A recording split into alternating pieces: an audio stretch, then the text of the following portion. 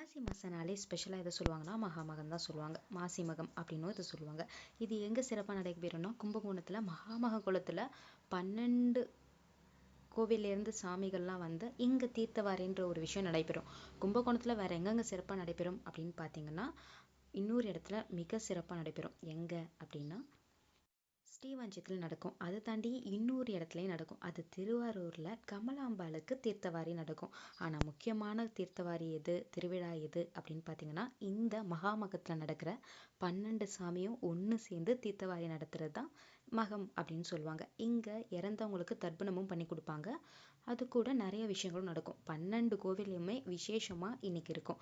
முதல் பாதியில் எல்லா சாமியுமே வந்து இங்கே தீர்த்தவாரிக்கு அரேஞ்ச் பண்ணிடுவாங்க. அதுக்கப்புறம் எல்லாருமே குளத்துல விழுந்து சுவாமிக்கு அபிஷேகம்லாம் பண்ணி, அதாவது சுவாமின்னா மூலவர் வராமல் உற்சவர் வருவாங்க. உற்சவர் வந்து எல்லா கோயிலேருந்தும், இப்போ சோமேஸ்வரர் கோவில் எடுத்துக்கிட்டா அங்கேருந்து சிவன், பார்வதி, விநாயகர், முருகப்பெருமான் இவங்க எல்லாரும் சேர்ந்து ஒரு ஒரு ஒரு தேர் மாதிரி அமைப்பில் வந்துருவாங்க. ஆனால் நைட்டு தான் தேர் தூக்குவாங்க, பல்லாக்கில் வருவாங்க. வந்துட்டு எல்லாரும் ஒரு இடத்துல இருந்துட்டு அங்கேருந்து ஒரு ஒரு கோவிலுக்கும் ஒரு ஒரு சூளம் மாதிரி ஒன்றத்தை வச்சு தீர்த்தவாரி நடத்துவாங்க. நடத்திட்டு அந்த தீர்த்தவாரிக்கு அப்புறம் சாமியெல்லாம் ஒரு இடத்துல வச்சுட்டு அங்கே தான் இருக்கும் சாமியெல்லாம். எல்லா சாமியுமே இதுக்கப்புறம் நான் ஆட் பண்ணியிருப்பேன், நீங்கள் பார்த்துக்கலாம். எல்லா சாமியுமே என்ன பண்ணுவாங்க அப்படின்னா தூக்கிட்டு போய் தேரில் உட்கார வச்சு நைட்டு தேரில் வீதி உலா சாமி போகும். நைட்டு அதுக்கப்புறம் சாமி ஒவ்வொரு கோவிலுக்கும் போயிடும். காலையிலேருந்து அலங்காரம் பண்ணி இங்கே கூப்பிட்டு வந்துடுவாங்க. அதாவது மகாமக குளத்துக்கு கூப்பிட்டு வந்துடுவாங்க. இந்த தீர்த்தவாரி ரொம்ப முக்கியமான தீர்த்தவாரி அப்படின்னு சொல்லுவாங்க. 12 வருஷத்துக்கு ஒரு தடவை வர்றது தான் பெரிய மகாமகம் அப்படின்னு சொல்லுவாங்க. இது நார்மலாக மகத்தன்னைக்கு வர்றது மகாமகம் அப்படின்னு சொல்லுவாங்க. ரொம்ப அழகாக இது சிறப்பாகவே நடந்து முடிஞ்சிச்சு. என்ன அதிசயம் அப்படின்னு பார்த்தீங்கன்னா கும்பகோணத்தை சுற்றி உள்ள எல்லா இடத்துலையும் மழை பெஞ்சிச்சு இந்த தீர்த்தவாரி நடந்து முடிக்கிற வரைக்கும். அதாவது 11 மணிலேருந்து 12 மணிக்குள்ளார இதை நடத்திட்டு இருந்தாங்க.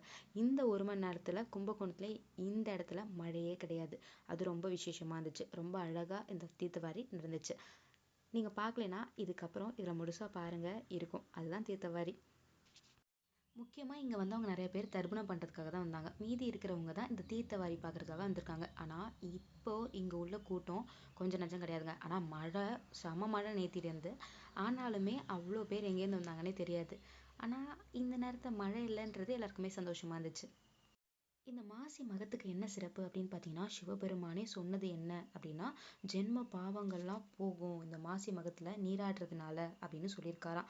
அதுலேயே சிறப்பு வாய்ந்தது இந்த கும்பகோணம் தான். கும்பகோணத்தில் காசி விஸ்வநாதர்லேருந்து நாகநாத சுவாமிலேருந்து எல்லாருமே வந்து இங்கே முழுகிறதுனால ரொம்பவுமே பெருமைக்குரியதாக இதை சொல்கிறாங்க.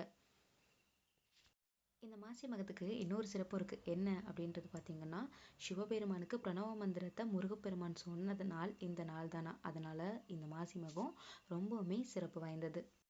கும்பகோணத்தை பொறுத்த வரைக்கும் பெரும்பாலும் இந்த மாசி மகத்தில் கலந்துப்பாங்க. ஆக மொத்தம் 12 கோவிலிருந்து எல்லா சாமியும் வரும். முக்கியமாக காசி விஸ்வநாதர், நாகேஸ்வரன், ஆதி கும்பேஸ்வரன் இவங்கெல்லாம் வருவாங்க. வடக்கு வீதி எல்லா வீதியிலேருந்து சாமிகள் வந்து சாமி எங்கே பார்த்தாலும் தெரிவாங்க. ரொம்ப அழகாக இருக்கும் அந்த காட்சி. இப்போ நீங்கள் பார்க்குறது கூட அந்த பக்கம் 3 சாமி இருப்பாங்க. அது யாருன்னா அம்பாள், சிவபெருமான், முருகப்பெருமான், விநாயகர் இருப்பாங்க. ரொம்ப அழகாக இருந்துச்சு. இந்த மாசி மகத்துக்கு இன்னொரு சிறப்புமே இருக்குது. என்ன அப்படின்னு பார்த்தீங்கன்னா பாதாள உலகத்திலிருந்து பூமியில் பெருமாள் வராக அவதாரம் எடுத்து மீட்டு வந்ததுனால இந்த மாசி மகம் சிறப்பான நாள் அப்படின்றாங்க. அதாவது அவர் மீட்டதே இந்த மாசி மகத்துல தான் அப்படின்ற மாதிரி சொல்றாங்க. அதனால இந்த நாள்ல சிவபெருமான், அம்பாள், முருகப்பெருமான் இல்லைன்னா உங்களோட முன்னோர்கள், அதுவும் இல்லைன்னா உங்க குலதெய்வம் யாரை வேண்டி வேணாலும் நீங்க விரதம் இருந்தாலோ வழிபட்டாலோ நீங்க நினைச்சது நடக்கும் அப்படின்னு சொல்றாங்க. அதுக்காக தான் இங்கே இவ்வளோ பெரிய பக்தர் கூட்டம் போல். ஆனால் எல்லாருமே குளத்துக்குள்ளார இறங்கி அதான் அந்த மகாமக குளத்துக்குள்ளார இறங்கி ரொம்ப சந்தோஷமாக நீராடினாங்க. இப்போயுமே இந்த மகாமகம் குளத்துக்கு சிறப்பு இன்னைக்கு ஃபுல்லாக இருக்கும் அப்படின்னு சொல்கிறாங்க. நீங்கள் போய் தீர்த்தம் கூட வச்சுட்டு வரலாம். ஏன்னா சாமியோட அபிஷேக நீர் எல்லாமே அதில் தான் கலந்துருக்கு. எல்லாருமே அதுக்காக தான் அதுக்குள்ளார இறங்கியிருக்காங்க. அந்த அபிஷேக நீர் நாளைக்கு வரைக்குமே நீங்கள் போய் எடுத்துக்கலாம். இன்னைக்கு இப்படி நீங்கள் வழிபடுறதால சிவபெருமானோட அருளும் பாவங்களிலிருந்து விடுபடுறதும் கண்டிப்பாக உங்களுக்கு கிடைக்கும் அப்படின்றாங்க. குழந்தை இல்லாதவங்களுக்கு குழந்தை கிடைக்கும் அப்படின்னும், திருமணம் ஆகாதவங்களுக்கு திருமண தடை நீங்கும் அப்படின்னுலாம் சொல்கிறாங்க. எல்லா விதமான பாவங்கள்லேருந்தும் விடுபடலாம் அப்படின்றதுக்காக தான் இந்த மகாமகம் இவ்வளோ சிறப்பாக நடைபெறுது அப்படின்றாங்க. இதை மாதிரி இன்னொரு வீடியோவில் நான் உங்களை சந்திக்கிறேன். ஆனால் இந்த வீடியோ ஃபுல்லாகவுமே என்ன இருக்கும்னா, அவங்க அபிஷேகம் பண்ணதுலேருந்து எல்லாருக்கும் அங்கே அபிஷேகம் பண்ணுறாங்க பாருங்கள். இது பால் அபிஷேகம், அதுக்கப்புறம் பன்னீர் அபிஷேகம், சந்தன அபிஷேகம், மஞ்சள் அபிஷேகம், உள்ளார எடுத்துகிட்டு வந்து தீர்த்தவாரி நடக்கிற வரைக்குமே இந்த வீடியோவில் நீங்கள் பார்க்கலாம். அடுத்த வீடியோவில் நான் உங்களை வேறு கோவில் பற்றி சொல்கிறதுல சந்திக்கிறேன். நன்றி, வணக்கம்.